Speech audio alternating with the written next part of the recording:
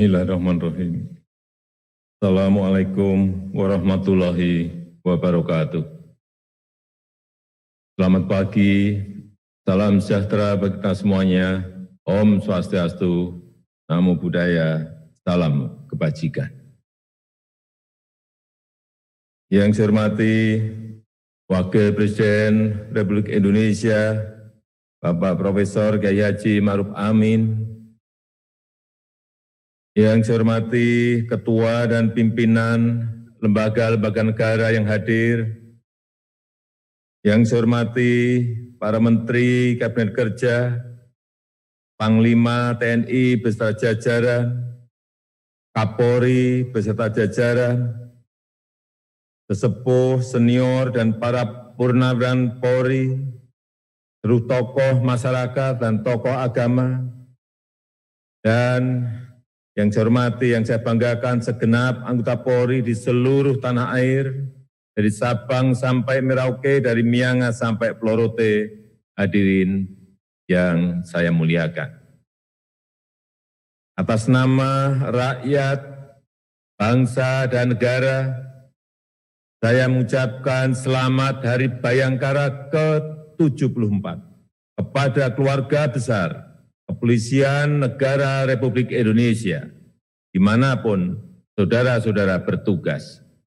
Terima kasih dan penghargaan setinggi-tingginya atas pengabdian, pengorbanan, dan sumbangsih saudara-saudara sekalian dalam rangka menjaga keamanan, menjaga ketertiban, dalam menegakkan hukum, serta dalam memberikan pengayoman dan pelayanan kepada masyarakat.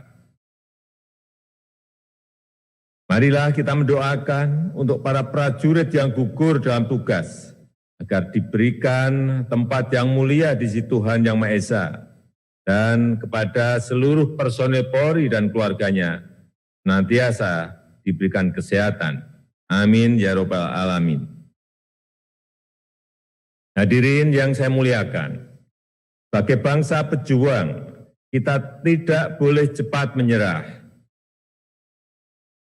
Pandemi COVID-19 yang melanda dunia, termasuk Indonesia, merupakan cobaan yang berat. Kita harus terus berikhtiar dan bekerja keras untuk mengatasi permasalahan kesehatan maupun permasalahan ekonomi. Dalam situasi yang sulit sekarang ini, kehadiran dan keterlibatan seluruh jajaran Polri sangat dibutuhkan. Mulai dari jajaran Mabes dan Polda, Polres dan Polsek, sampai Babin Kamtibmas di desa-desa, harus ikut aktif terlibat mengajak masyarakat untuk disiplin menjalankan protokol kesehatan, aktif mengawal kelancaran dan ketepatan penyaluran bantuan sosial, dan tentu saja menjaga keamanan dan ketertiban agar situasi tetap kondusif, tetap aman dan damai. Perlu saya tegaskan bahwa keselamatan rakyat adalah yang paling utama. Keselamatan dan kepentingan rakyat adalah hukum tertinggi. Lakukan tugas kemanusiaan ini secara persuasif dan humanis. Namun harus tetap waspada, cepat tanggap, dan tegas dalam menangani setiap pelanggaran hukum dengan menjaga profesionalitas dan kepercayaan rakyat. Saya juga perintahkan kepada jajaran Polri, Kejaksaan, KPK, dan lembaga pengawas internal pemerintahan untuk terus memperkuat sinergi, memperkuat kerjasama. Tolong pelaksanaan program penanganan COVID-19 ini dibantu percepatannya dan diawasi penggunaan anggarannya. Alokasi dananya cukup besar, yaitu 695,2 triliun dan bahkan bisa lebih besar lagi jika diperlukan. Aspek pencegahan harus lebih dikedepankan. Jangan menunggu sampai terjadi masalah. Kalau ada potensi masalah, segera ingatkan. Tapi kalau sudah ada niat buruk untuk korupsi, ada mensreanya, ya harus ditindak. Silahkan digigit saja. Apalagi dalam situasi krisis sekarang ini. Tidak boleh ada satupun yang main-main. Hadirin yang saya hormati, walaupun saat ini Polri fokus dalam membantu mengendalikan pandemi COVID-19, tapi berbagai agenda strategis Polri tidak boleh dilupakan. Jajaran Polri harus terus mereformasi diri secara total, selalu berupaya memperbaiki diri untuk lebih profesional dan modern, ubah semua kelemahan menjadi sebuah kekuatan. Saya ingatkan bahwa Polri akan menghadapi tantangan yang semakin berat dan semakin kompleks. Mulai dari kejahatan konvensional, kejahatan lintas negara, kejahatan berimplikasi kontingensi, sampai dengan kejahatan terhadap kekayaan negara. Potensi ancaman stabilitas keamanan dalam negeri juga perlu terus diwaspadai, terutama menjelang pelaksanaan pilkada serentak di akhir tahun 2020 di bulan Desember.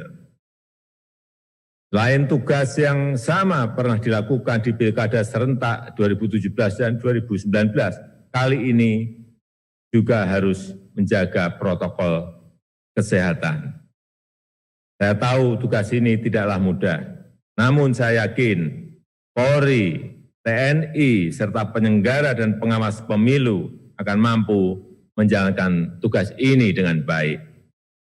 Hadirin yang saya muliakan, segenap anggota Polri yang berbahagia, sebelum mengakhiri amanat ini, saya menyampaikan beberapa instruksi sebagai pedoman dalam pelaksanaan tugas Polri.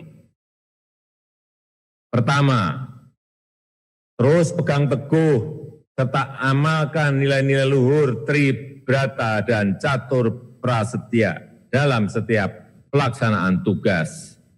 Jaga kehormatan, jaga kepercayaan, jaga kebanggaan sebagai anggota Polri. Kedua, terus lakukan reformasi diri secara total, bangun sistem dan tata kelola yang partisipatif, transparan, dan akuntabel, serta bangun kultur kerja Polri yang profesional, modern, dan terpercaya. Ketiga, terus mantapkan soliditas internal, perkuat sinergi dengan TNI dan seluruh elemen pemerintah maupun masyarakat untuk menghadapi tantangan yang semakin kompleks. Keempat, terus terapkan strategi proaktif serta tindakan persuasif dan humanis dalam menangani masalah sosial yang terjadi di tengah masyarakat. Kelima, terus tingkatkan pelayanan publik yang modern dan profesional.